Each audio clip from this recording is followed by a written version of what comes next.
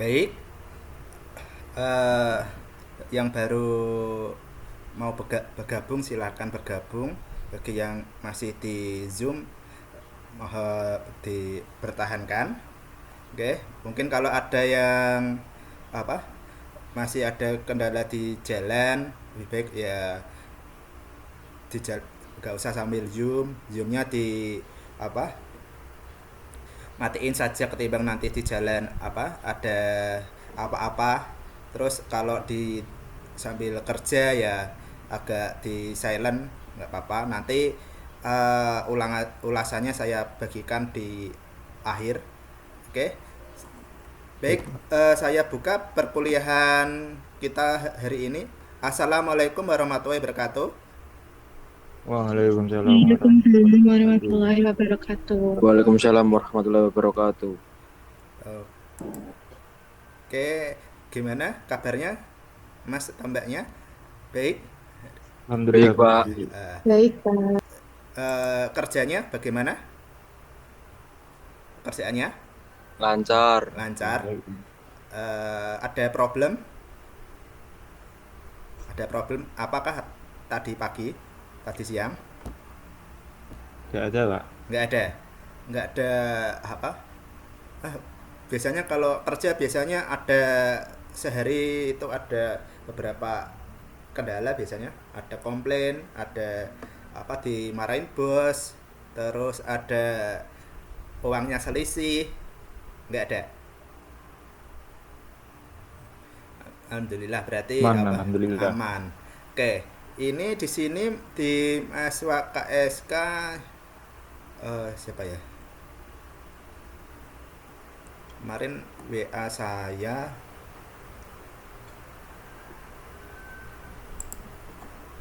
Oh, nih.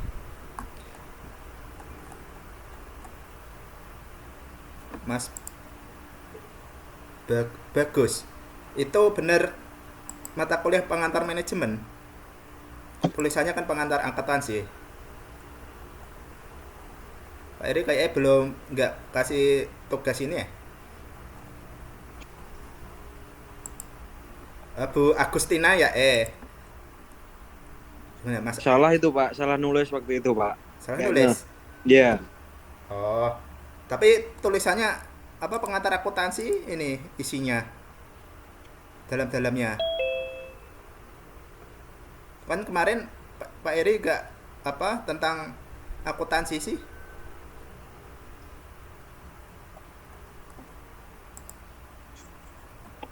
Ya udah nanti tak lihat ya tugasnya apa saja, kelihatannya apa baru bisa mengikutin. Oke, ini ada Mas Adibia. Adibia itu KSK tak reguler. Halo Mas Adibia.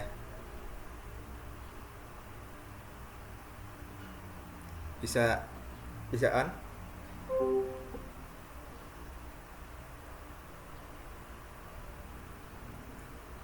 Halo Mas Adibia.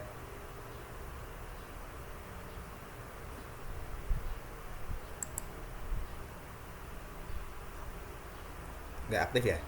Ya udah. Nanti kalau Mas Adibia apa bisa dengerin atau ketinggalan, boleh nanti chat sama Pak Eri. Masnya itu apa ikutnya KSK atau reguler gitu aja, soalnya nanti biar gak Pak Eri gak bingung pas ngasih apa penilaian akhirnya. Apa itu saja. Oke, baik. Kelihatannya udah komplit.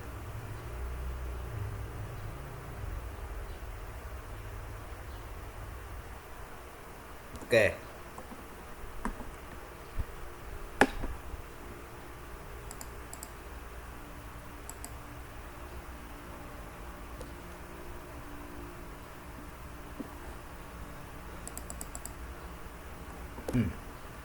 Oke, sambil apa bersanteria di Zoom, kita saksikan apa materi kita hari ini. Nah,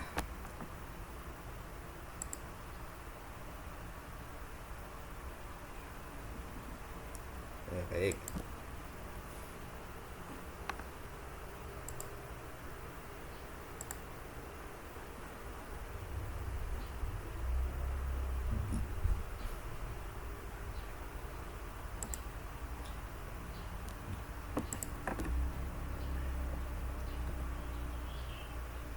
Kelihatan kan materinya? Ada yang nggak kelihatan nggak? Kelihatan, Pak. Ya, oke. Baik. Kelihatan. Materi kita hari ini di pengantar manajemen digital itu tentang kepemimpinan di sektor digital atau digital leadership. Sekarang ini semua beberapa sektor itu sudah dikuasai akan apa? Digitalisasi dari beberapa laporan. Jadinya semuanya itu harus serba satset ya, dari segi pelamar kerja sekarang ada yang namanya itu apa, aplikasi Jobstreet, atau yang dari Jawa Barat itu ada apa, aplikasi nyari gawe. Nah, mungkin di Jawa Tengah belum ada. Untuk apa, memudahkan para HRD untuk mencari kandidat kerja, di mana dengan sistem aplikasi itu bisa digunakan untuk menfilter-filter atau membatas-batasi ruang ke beberapa pekerja supaya yang dari daerahnya itu bisa diterdahulukan dulu. Nanti yang sisanya tinggal apa, dari luar ya gitu.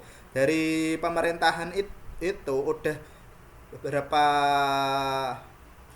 itu harus segera apa, benar-benar semuanya dipimpin sebuah digital, seperti halnya apa, tiap hari mereka melakukan pekerjaan ya untuk masyarakat ya harus selalu dipubliskan di mungkin sosmednya mereka, soalnya itu di sektor publik ya. Nanti di sini ada apa, pembahasan tentang apa, sektor swasta sama sektor publik itu bedanya apa. Oke. Kepemimpinan digital. Oke. Agenda kita hari ini itu yang pertama itu mendefinisikan dari karakteristik kepemimpinan digital. Kedua, dampak di berbagai sektor bisnis, pendidikan, sosial. Lanjutnya, peran kunci dalam mendorong inovasi. Lanjutnya, kompetensi dan strategi kunci. Lanjutnya, analisis studi kasus dari perusahaan swasta dan sektor publik. Selanjutnya, implikasi praktis keamanan digital. Lanjutnya, studi kasus lanjutan di mana kita banyak sudah dipimpin oleh teknologi, tapi banyak sekali ancaman-ancaman yang beberapa yang mengganggu. Contohnya yang sekarang itu adanya deepfake. Oke, definisi kepemimpinan di era digital itu yang pertama itu di mana kita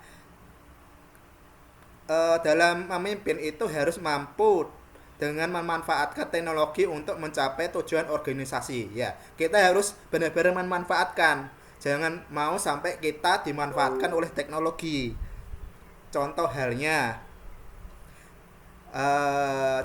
mungkin dari kalian yang apa, suka mager sering kali apa, scroll apa, Instagram, YouTube, terus TikTok dan lain-lain. Kalau kalian cuma sekedar menonton saja, semua orang bisa.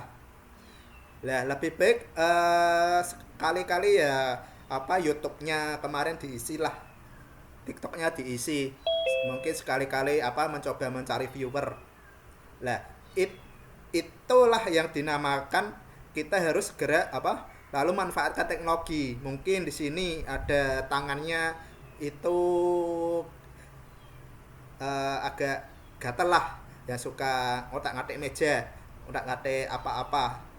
Lah ketimbang kalian apa tiap hari itu gabut, lebih baik kalian hobinya apa, mungkin ngerakit sepeda motor, atau apa, masak, atau apalah, bikin robot, bikin pelatihan-pelatihan online, merawat kucing, merawat hewan. Lah, itu nanti kalian coba divideokan. Ya.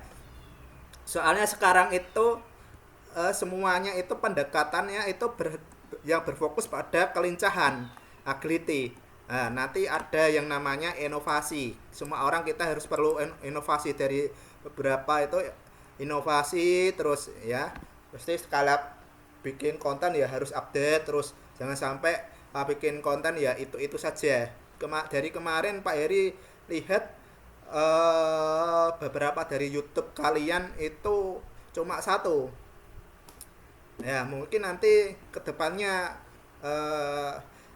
tak YouTube-nya harus minimal one day one content. Untuk skripnya sekarang kan nggak usah kebingungan, tinggal cari bikin di Google, bikin skripnya bagaimana. Mungkin dari Mbak Thomasnya yang kemarin terakhir habis dari SMK pemasaran, mungkin bikin skrip buat konten pun nggak kebingungan. Semuanya bagus kok. Nanti mungkin kalian ini ingin berinovasi apa, bikinlah ya, supaya itu kita itu harus serba adaptif, jangan sampai kita gaptek ya. Walaupun emang harus gaptek amat, tapi yang penting kalian jangan sampai mau dimanfaatkan teknologi. Kalau contohnya manfaatan teknologi apa? Bermain game selama 3 jam. Lah, kalau bermain game cuma cukup 10 menit sajalah cukup. Pak Heri sendiri itu kalau waktu luang itu masih main Clash of Clans. Sekarang Clash of Clans-nya Pak Heri di town hall paling tinggi. Mungkin kalau ada pada yang main Clash of Clans bisa gabung sama Pak Heri, boleh gabung nanti di timnya. Nah, mungkin dari sana kalian kan juga bermain game sih. Lah emang dari secara psikolog sih untuk bermain game secara singkat sih nggak masalah, soalnya nanti kan kita butuh halnya refreshing sebentar. Tapi kalau buat yang sampai main gamenya sampai kecanduan 3 jam itu malah bahaya buat otak kalian ya. Jangankan otak, mata pun juga pedih. Dalam hal mata itu secara umum sih 20 menit ya. 20 menit itu kalian istirahat. Sebenarnya jeleknya kalian zoom terus lah itu. Makanya Pak Heri kalau zoom itu cukuplah 1 jam lah. 20 berapa menit itu materi, berapa menit itu diskusi. Terus nanti kalian off buat mengerjakan offline. Lah gitulah. Pasti dari kalian matanya capek, anggap saja ada yang mungkin agak sedikit nggak memperhatikan dari zoom ya, emang wajar matanya itu agak pedih kayaknya dari lihat layar itu kurang bagaimana. Oke, ini adaptif untuk mengarahkan organisasi dalam proses transformasi digital, oke, dimana tujuannya adalah menyatukan visi orang, proses, dan teknologi untuk menciptakan nilai baru. Oke, selanjutnya nomor 2 itu karakteristik utama pemimpin digital, dimana karakteristiknya itu bagaimana sih? Karakteristik utama pemimpin digital itu yang pertama itu visi yang jelas, mampu melihat masa depan dan merumuskan bagaimana teknologi akan mengubah bisnis. Selanjutnya adaptif, lincah, cepat beradaptasi dengan perubahan dan mempromosikan budaya eksperimen. Selanjutnya berbasis data, yaitu menggunakan data dan analitik sebagai dasar utama pengambilan keputusan. Selanjutnya karakteristik utama lanjutan. Karakteristik dari utama pemimpin digital itu 3, lanjutnya itu 4. Kalau lanjutannya itu semua kita itu harus fokus pada pelanggan. Jadi Mas atau Mbaknya mungkin yang sudah bekerja, jangan mengecewakan apa stakeholder di luar dari perusahaan. Mungkin pelanggan datanglah sapa dengan ramah. Selanjutnya sebagai apa? Mungkin investor kita harus sapa dengan ramah lah. Mungkin yang kerjasama jangan sampai mengecewakan mereka, karena sekarang itu semua itu menempatkan customer experience sebagai pusat strategi. Ya, kalian tahu sendiri sekarang ini itu ada beberapa sektor apa aplikasi yang sampainya kalau banyak mendapatkan ulasan negatif itu tokonya apa toko onlinenya itu bisa ke blacklist sama aplikator. Contohnya yang pernah main TikTok Shop di sini pada pernah belanja dari produk dari TikTok Shop. Ini scroll check out. Enggak, kalau belinya kebanyakan Shopee atau yang lain. Shopee, Pak. Shopee. Pernah pakai belanja dari TikTok Shop? Pernah. Pernah belanja apa Pernah. TikTok Shop? Baju, Pak. Baju. Lihat komentarnya enggak? Komentarnya dulu enggak? Misal review pelanggan ini penipuan atau enggak? Lihat, Lihat. Pak. Nah, itu dari customer experience itu bisa meyakinkan kalian apa untuk berbelanja. Betul? Kenapa? Soalnya dari TikTok Shop sendiri kan emang jasa rekening bersamanya kan emang bekerja sama dengan Tokopedia. Kalau dulu ada yang kayak gitu, udah dikasih perantara buat apa? Dulu pernah kejadian karena beli barang itu transfernya itu langsung ke rekening penjual. Kita nggak tahu apa reviewnya dari penjual itu bagaimana. Terus dari dia cuma sekedar itu blog atau website abal-abal lah jual produk, terus di bawahnya itu komentar-komentarnya itu dibuat-buat. Tahu-taunya itu ternyata barangnya itu nggak dikirim. Lah akhirnya apa? Jadi disitulah muncul yang namanya rekening bersama. Dulu itu akunnya itu apa? Kaskus belanja. Mungkin di sini ada yang pernah main apa? Kaskus buat cari info mungkin tentang halnya apa? Komunitas. Kemarin Pak Herit di tugas pertama saya survei ternyata banyak yang suka apa komunitas wirausaha, komunitas apa belanja Shopee, terus komunitas games. Lah itu biasanya kan kalau kalian ikut itu kan biasanya apa ada forum-forum untuk diskusi sih. Lah dari forum-forum diskusi itu muncullah langkah untuk mencoba bikin jualan lah. Jualan apa? Lah itu terus dari penjualan itu dari Kaskus itu ada banyak pelanggan yang terakhirnya itu kena tipu. Nah, jadi muncullah itu fitur Rekber namanya Black Panda. Nah, dulu itu banyak sekali yang transaksi ke situ, tapi tahu-taunya udah transaksi banyak beberapa pelanggan ternyata dari Rekber Black Pandanya itu membawa lari uang dari customer. Nah, jadi akhirnya itu jadi popularitas Kaskus itu turun. Terus muncullah aplikasi yang namanya itu Bukalapak. Dulu Shopee sama Tokopedia belum terkenal sekarang. Yang sekarang itu apa? Dulu itu Bukalapak yang katanya itu kadang-kadang jadi unicorn bisnis yang setelah itu apa? bersaing sama Gojek dulu unicorn.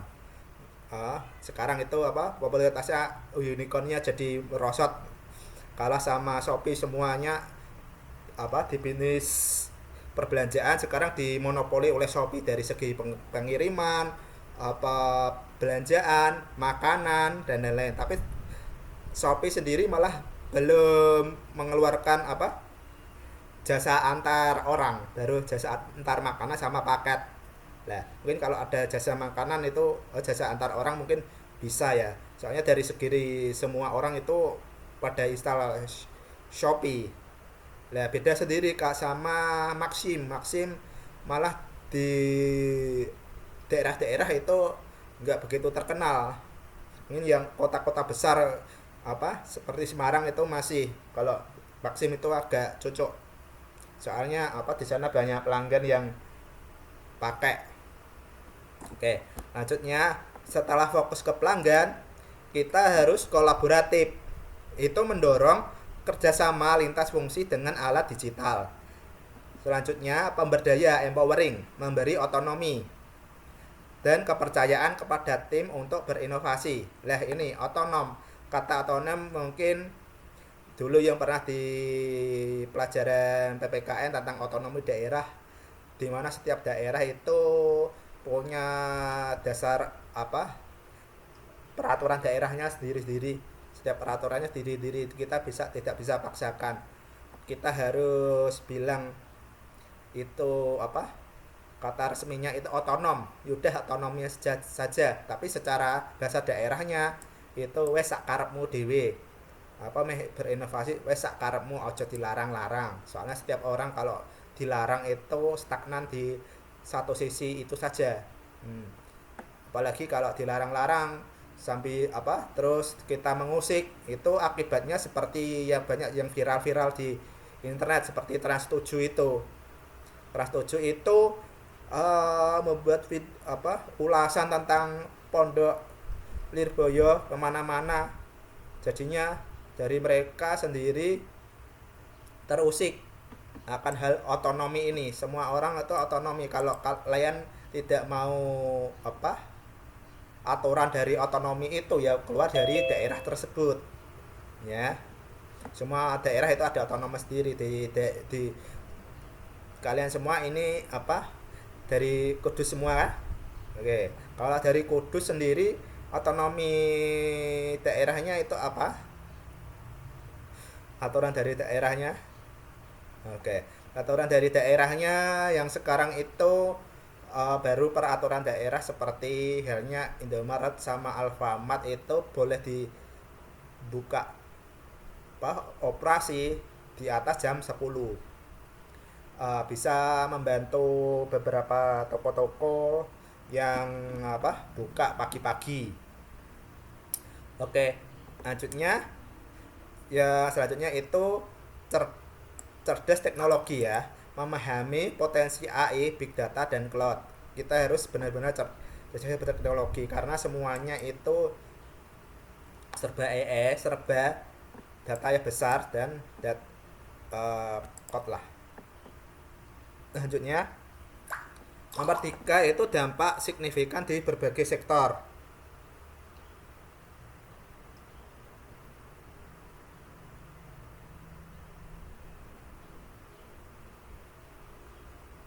Oke, dampak signifikan di berbagai sektor, di mana riset menunjukkan bahwa kepemimpinan digital berpengaruh positif secara signifikan terhadap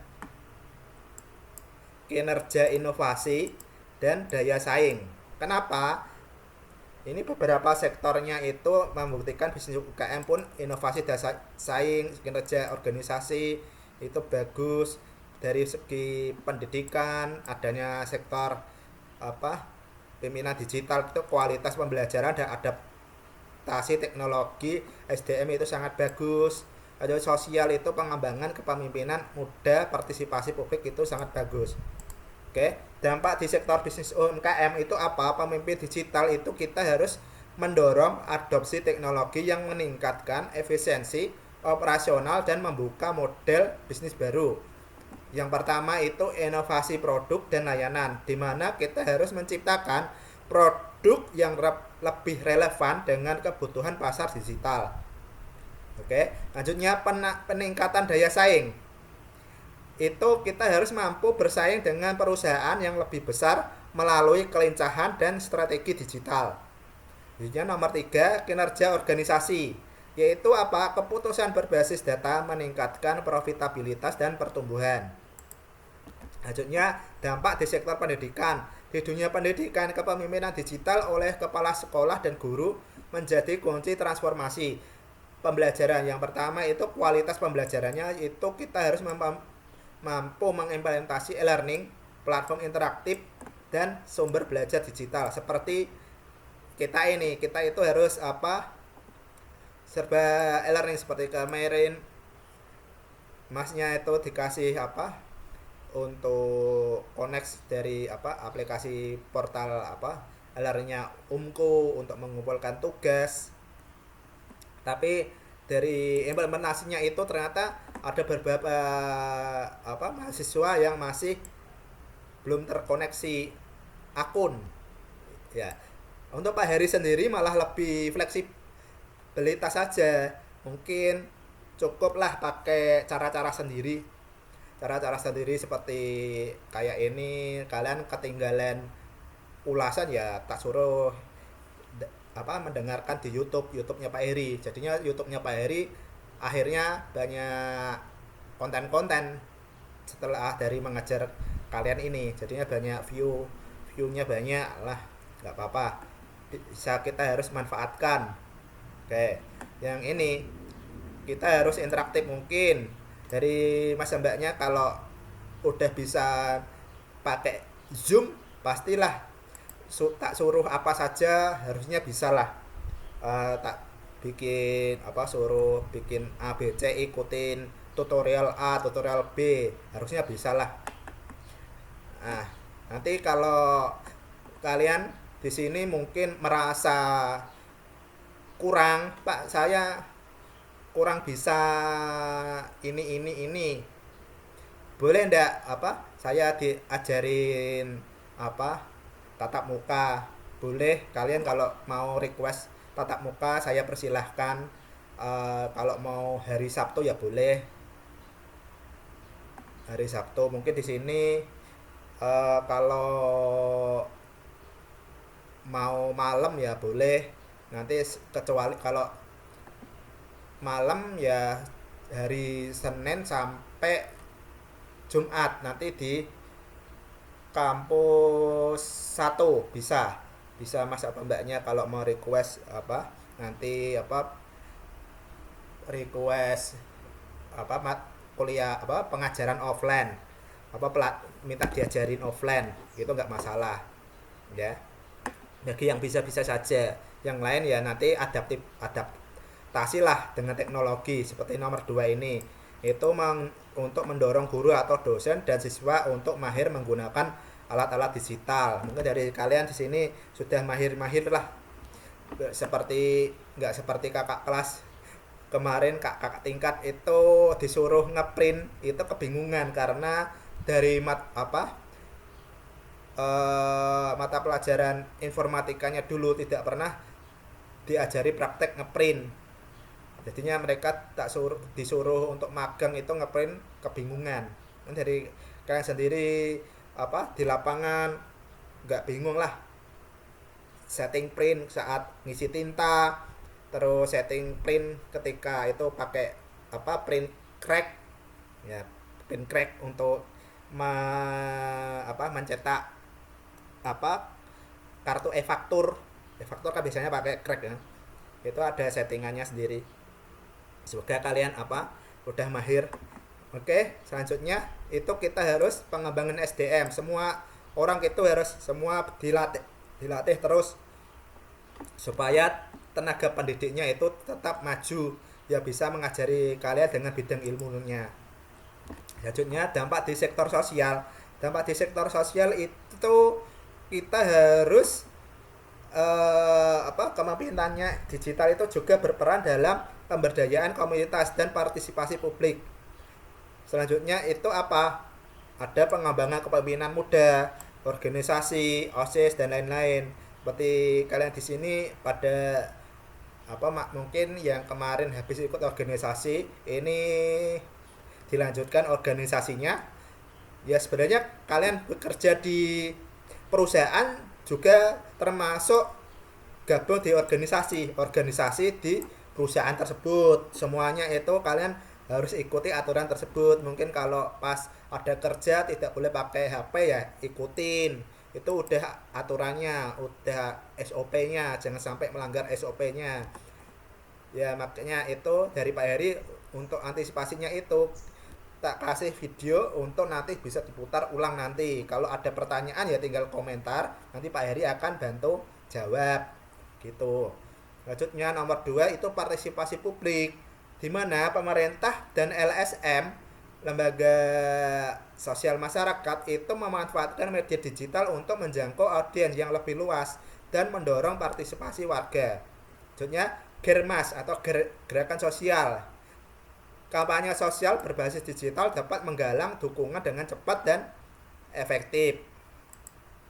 Oke, nomor 4 itu kita untuk peran kunci dalam mendorong inovasi itu apa saja. Pemimpin digital ini bukan hanya pengguna teknologi, tetapi juga arsitek ekosistem inovasi. Ya. Yang pertama, membangun budaya, menjadi panutan, alokasi sumber daya, menghubungkan visi aksi. Oke, peran mendorong inovasi seperti halnya membangun budaya inovasi itu apa? Secara aktif kita harus menciptakan lingkungan yang mendukung pengambilan resiko, eksperimen, dan pembelajaran berkelanjutan. Semuanya itu harus ada terus.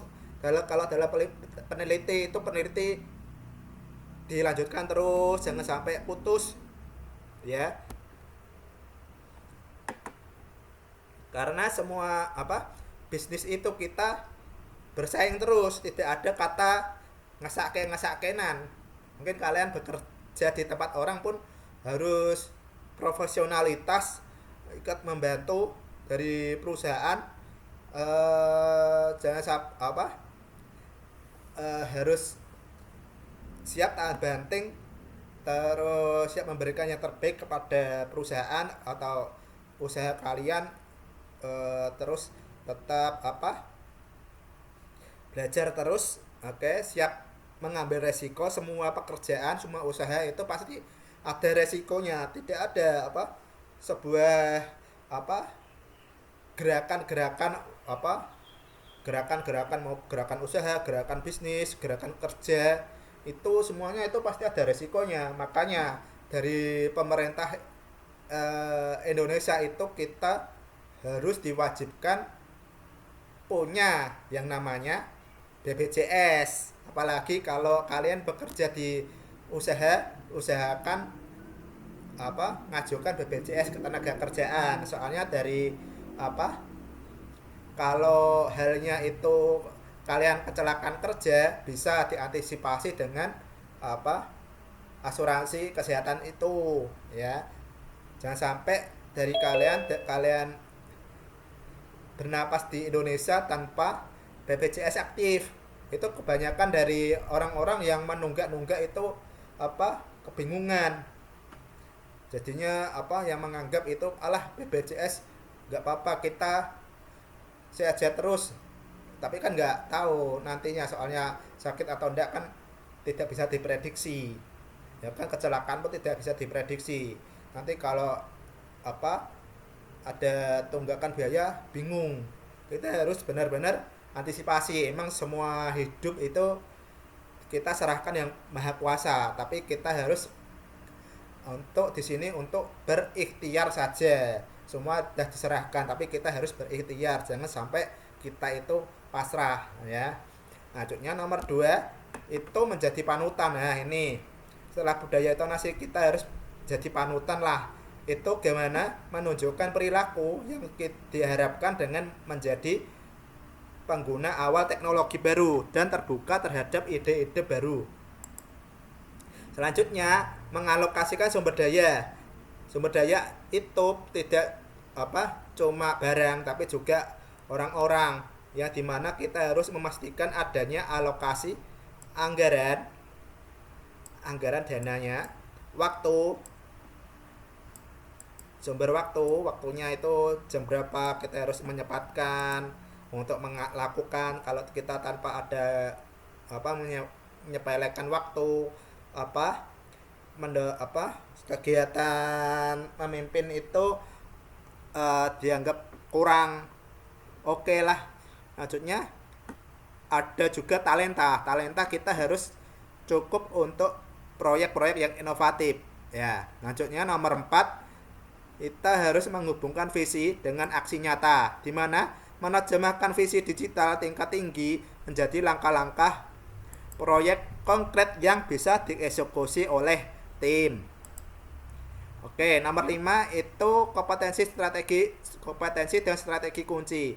Untuk kompetensinya, kita harus memahami 4C. 4C itu critical thinking, creativity, komunikasi, kolaborasi. Critical thinking dan creativity itu digunakan untuk menganalisis masalah dan menciptakan solusi inovatif.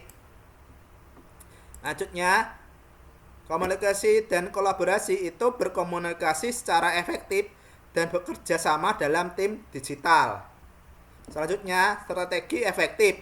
Strategi efektif itu apa? Itu pelatihan digital berkelanjutan untuk seluruh tim yang bisa menguatkan infrastruktur teknologi yang handal. Lanjutnya, bisa membangun kolaborasi lintas sektor. Kita harus benar-benar ini apa masuknya, ini itu kita harus dituntut untuk kerja cerdas dan kerja tepat. Cerdas dan tepat ya.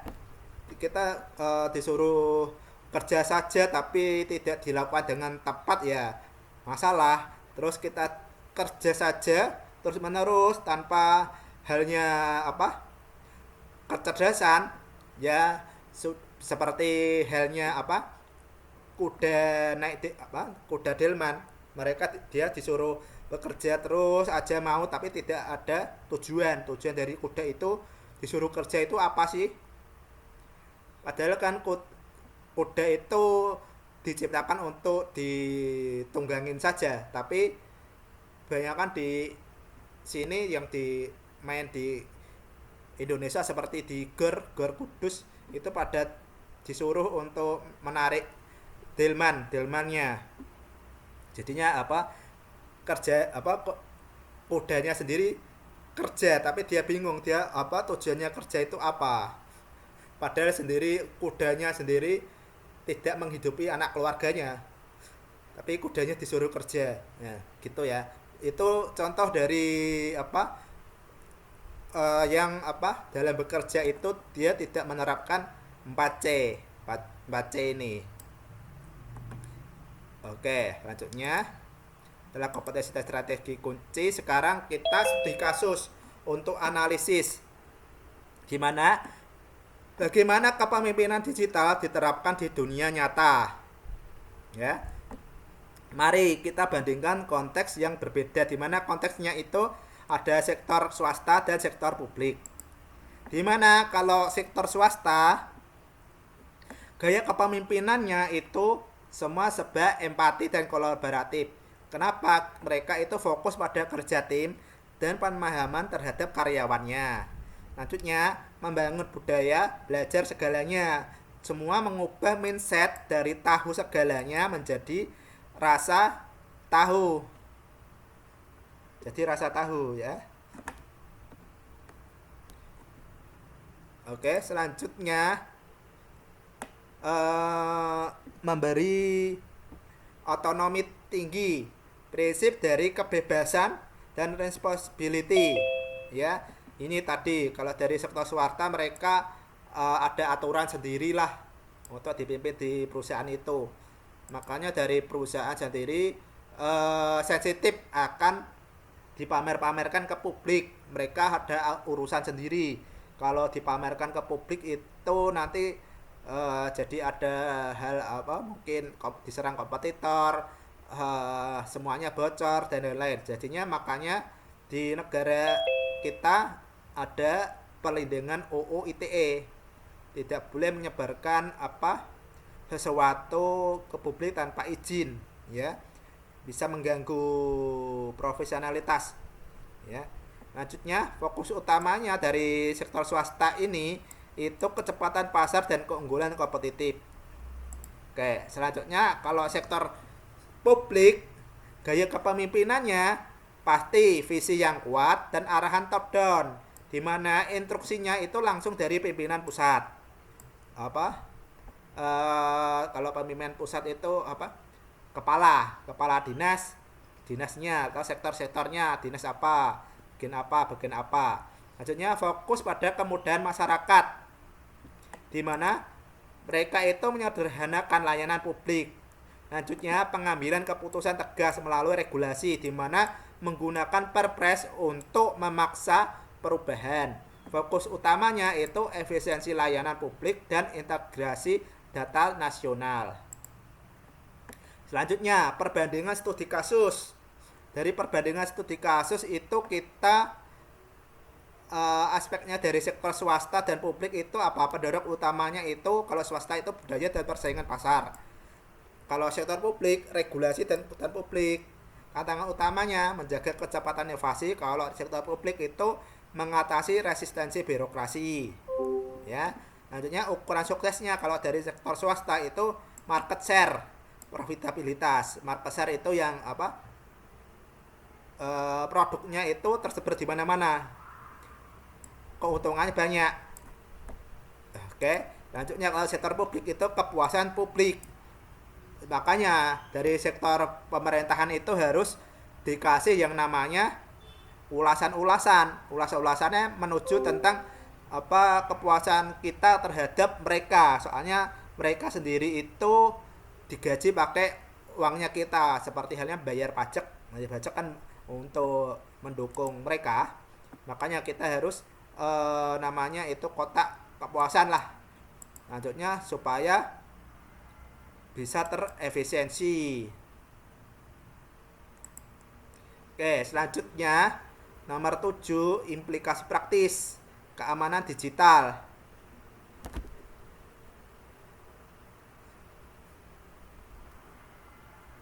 Apa itu keamanan digital? Itu seorang pemimpin digital yang tidak hanya mendorong inovasi, tetapi juga bertanggung jawab untuk membangun budaya yang sadar akan keamanan atau security aware culture.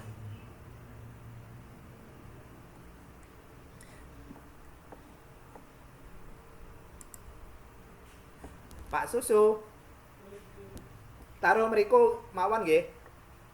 Taruh mriku mawon. Nggak tak ambil. Kono babah ra apa-apa. Iki. Heeh. Cadalan iki. Kono ra apa-apa. Kok tak Cadalan cek. ya? Heeh. Oke. Matur suwun. Oke, kita lanjut. Suaranya Pak Heri masih kedengeran kan? Oke, kalau ada kedengeran bisa chat ya. Oke.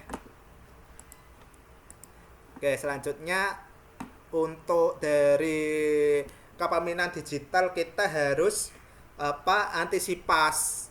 kita dipimpin oleh digital, kita juga harus pintar-pintar mengantisipasi dari hal keamanan lah. Kita harus benar-benar antara keamanan yang mengancam. Banyak kita beberapa di sektor dipimpin oleh digital itu resikonya yang paling besar itu ini, seperti halnya pencurian identitas. Ya. Hati-hati setiap kali kalian suka flexing, hati-hati. Karena dari segi flexing yang berlebihan itu kita bisa saja akan terjadi pencurian identitas, ya. Itu dari hal penggunaan data pribadi orang lain secara ilegal. Flexing ya kan, contohnya kalau kalian mungkin sedikit foto KTP buat ambil pinjaman kan, karena daya hedonnya tinggi karena melihat teman-teman di IG pada bisa beli itu. Nah, itu jadinya dampaknya dari kita yang disetir oleh teknologi. Kita harus sebenarnya kita menyetir teknologi, tapi jangan sampai disetir halnya teknologi, karena teknologi itu diciptakan oleh manusia. Masa ya diciptakan tapi disetir. Oke, selanjutnya penyalahgunaan data pribadi. Dari bocoran identitas nanti akan dampaknya penyalahgunaan data pribadi. Seperti kalian hati-hati akan halnya menginstal aplikasi-aplikasi yang tidak ada saringannya. Dari aplikasi-aplikasi itu seperti halnya itu mereka ada fitur bagikan kontak, bagikan foto, bagikan apa. Kalau itu aplikasi legal itu untuk bagikan kontak foto itu bisa menyimpan ke servernya pembuat. Jadinya dari itu mereka bisa mendapatkan beberapa kontak-kontak saudara-saudara kalian diteleponin untuk minta pinjaman dan lain-lain. Maksudnya jadinya nanti akan kehilangan uang akibat dari penipuan online itu, perantasan rekening. Selanjutnya ada juga serangan malware, sampai kebanyakan pakai digital itu serangan malware itu marak karena sering suka klik. Nah, selanjutnya pasti nanti reputasinya juga menurun, penyebaran disinformasi atau pencemaran nama baik. Oke, tip perlindungan diri dari kepemimpinan digital yaitu pastinya kita harus gunakan password lah yang kuat. Dari tim kalian harus jagalah solid, jagalah kepercayaan, jangan saling lirik sana lirik sini. Oke, kita harus passwordnya kuat lah. Selanjutnya yang kedua, waspada terhadap tautan dan lampiran yang mencurigakan di email dan atau pesan. Selanjutnya, amankan jaringan wifi, hindari transaksi sensitif di wifi publik. Ini dari teman-teman yang suka pakai transaksi, jangan pakai wifi lah, wifi umum, pakai wifi-nya sendiri saja. Itu juga bisa nanti ada MAC address-nya di IP, itu bisa dilakukan phishing pakai wifi. Selanjutnya, aktifkan autentikasi multifaktor MFA sebagai lapisan keamanan tambahan. Selanjutnya, selalu logout setelah selesai menggunakan akun di perangkat publik. Yang suka main kemana-mana itu logout lah. Seperti kalau zamannya dulu Pak Heri itu sering kali main warnet lupa di logout Facebooknya dipakai orang yang enggak aneh-aneh. Selanjutnya, tadi setelah ada permasalahan itu, kita pentingnya edukasi dan perannya komunitas.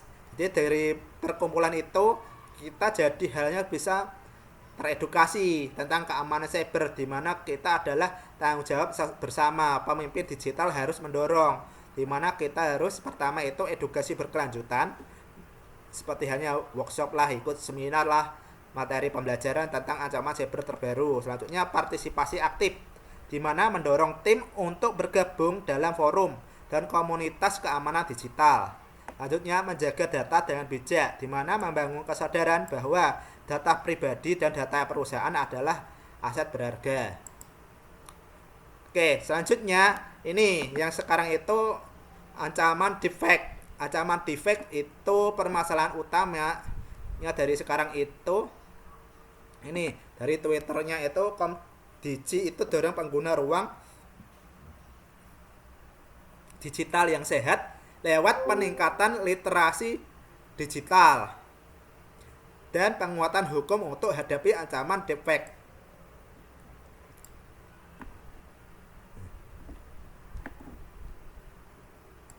Nah, pakai Twitter.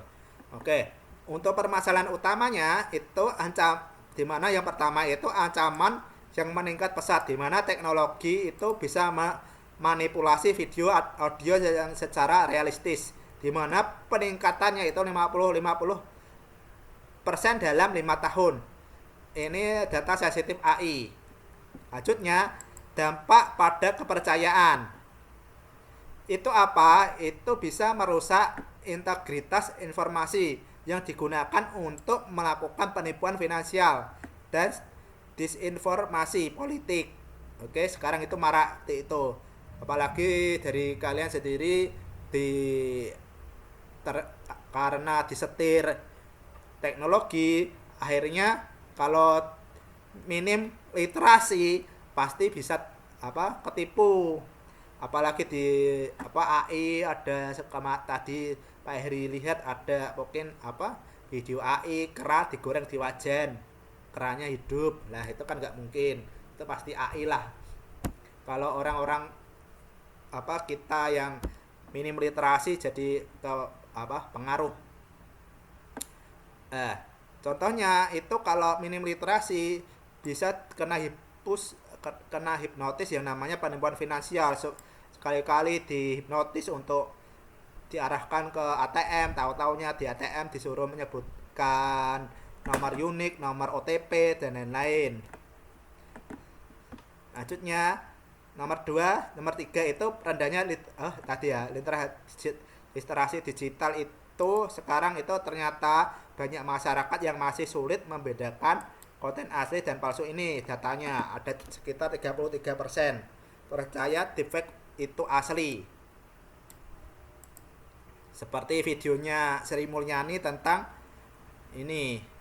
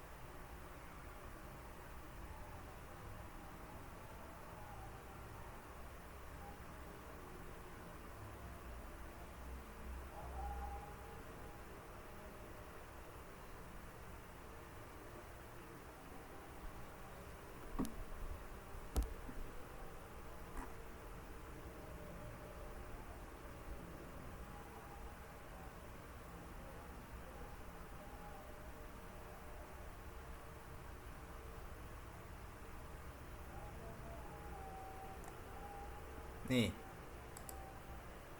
Saya selalu mengatakan, menjadi dosen atau menjadi guru. Masih. Nih.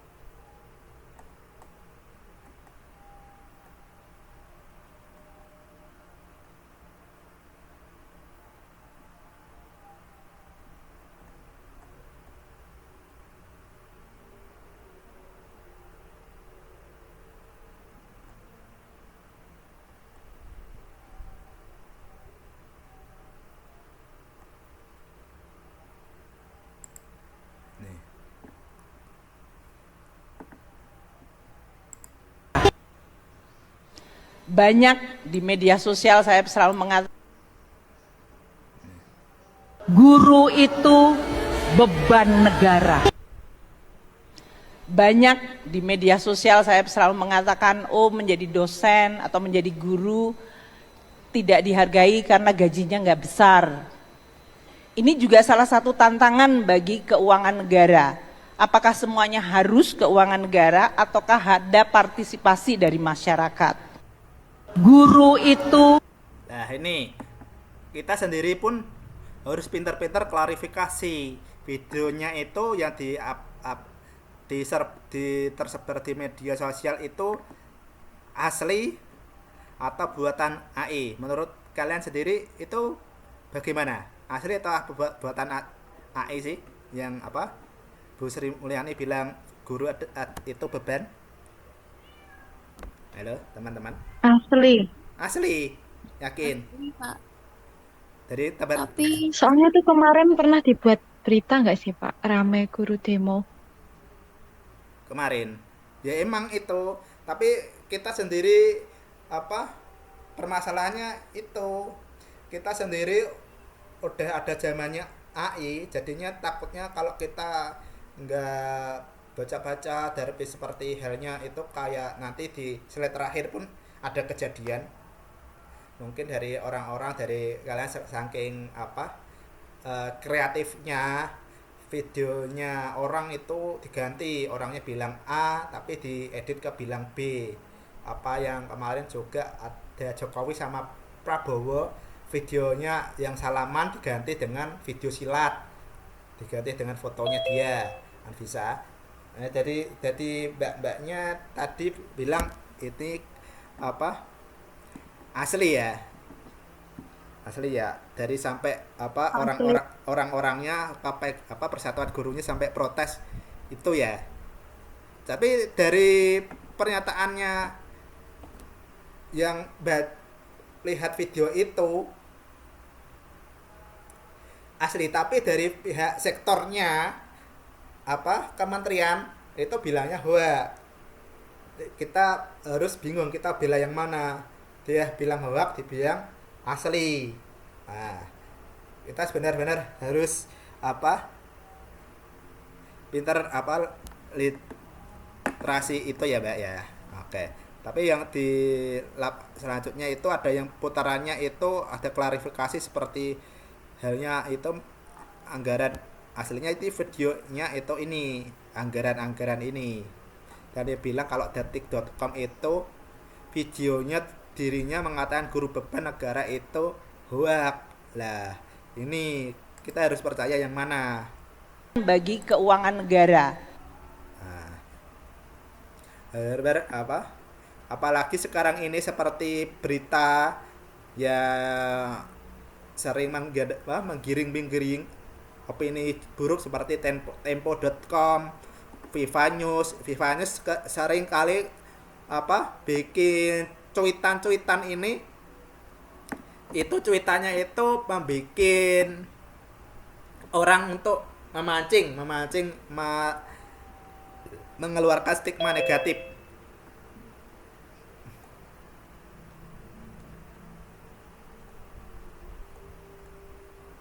Mengeluarkan stigma negatif bahwa itu jelek, tapi tujuannya itu membuat stigma itu supaya beritanya itu diklik. Kan kalau diklik dari pihak pembuat video kan bisa dapat uang. Nah, dari itu strateginya 20 detik.com. Dari 20 detik itu videonya apa beritanya baru. Oke, dari defek itu ya, defek itu apa makin mendalam ternyata dibaca akhirnya itu penipuan. Nah, akhirnya beritanya menggiring opini. Sekarang seperti itu. Seperti tempo.com apa menggiring opini ke pemerintahan supaya tidak pro sama dia dan lain-lain. Sekarang itu yang paling apa trending itu Menteri Keuangan Purbaya, di mana dari Menteri Purbaya bagi apa media yang tidak pro dengan dia itu digoreng supaya berita jelek semua, seperti halnya kepemimpinannya Deddy Mulyadi itu. Kalau dari beberapa sektor ada yang nggak suka itu pakai di berita buruk-buruk. Kalau mungkin dari teman-teman orang masyarakat yang sulit literasi ya ini 33% percaya. 33% itu kenapa sih apa bisa percaya, apakah minim, tapi masih di atas 77, harusnya itu 90% mereka paham lah apakah ada aplikasi untuk mengecek itu asli atau enggak. Apalagi sekarang ini yang paling bantah-bantahan itu kasusnya Roy Suryo itu selalu bikin ulah nggak ada habis-habisnya, kayak ada dendam kesumat sama apa kerajaan Solo mungkin ya, sampai sekarang masih diurusin aja ijazah palsu. Oke, lanjutnya peran kepemimpinan digital menghadapi deepfake. Oke, apa peningkatan literasi digital, pendidikan, pembangunan, penguatan regulasi, inovasi teknologi. Saya skip biar soalnya ini apa sedang maghrib tak selesaikan sekarang. Oke, kesimpulannya kepemimpinan digital adalah kunci untuk menavigasi era transformasi. Karakteristik seperti visi adaptabilitas. Artinya kepemimpinan digital tidak hanya mendorong inovasi, juga menghadapi tantangan modern seperti deepfake memerlukan pendekatan holistik yang mencakup edukasi, kebijakan, dan teknologi. Oke, ini nanti tugasnya Mbak sama Mas. Nanti habis saya apa ada perkuliahan bahasa Indonesia ya? Ada Pak, Ah, bahasa Pak. Indonesia. Oke, ini oleh-olehnya dari Pak Heri. Ini nanti kalau zoomnya sambil teman-teman sih bisa diskusi, kerjakan secara individu tentang pendapat kalian. Ini contoh kasusnya ini. Seorang mahasiswa Semarang itu bikin ulah dan tadi yang Pak Heri apa ceritakan itu dia bikin ulah apa video anak SMA-nya itu fotonya itu dipakai untuk apa foto-fotonya orang ya, diubah di fotonya orang seolah-olah itu dialah. Itu kan apa kasus yang banyak yang akibat dari orang-orang itu apa kalau melihat itu ya apa pemikiran dangkal itu kena deepfake lah. Ini untuk meminta pendapat kalian untuk strategi literasi digital seperti apa yang paling efektif untuk diajarkan kepada masyarakat umum, misalnya orang tua kalian, siswa, agar mereka dapat mengidentifikasi dan tidak mudah tertipu oleh konten deepfake.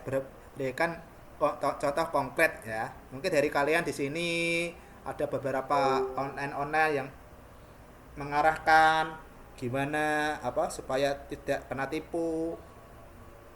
Tuh, ini siapkan 1 sampai 2 poin sajalah. Apa saja. Nanti kumpulkan di sini. Ya, nanti tak kirim ini tautannya ke grup ya. Oke, baik. Ini berhubung sudah maghrib, saya akhiri perkuliahan hari ini. Kita ketemu minggu depan. Kalau Pak Heri ada salah kata, saya mohon maaf. Oke. Saya tutup Baik, perkuliahan hari Pak. ini. Assalamualaikum warahmatullahi wabarakatuh. Waalaikumsalam warahmatullahi wabarakatuh. Betul. Makasih, Pak. Terima kasih, Pak. Materinya Pak. nanti tak Terima kasih share ya. Pak. Ya, Ya Pak. Pak. Pak. Baik, Pak.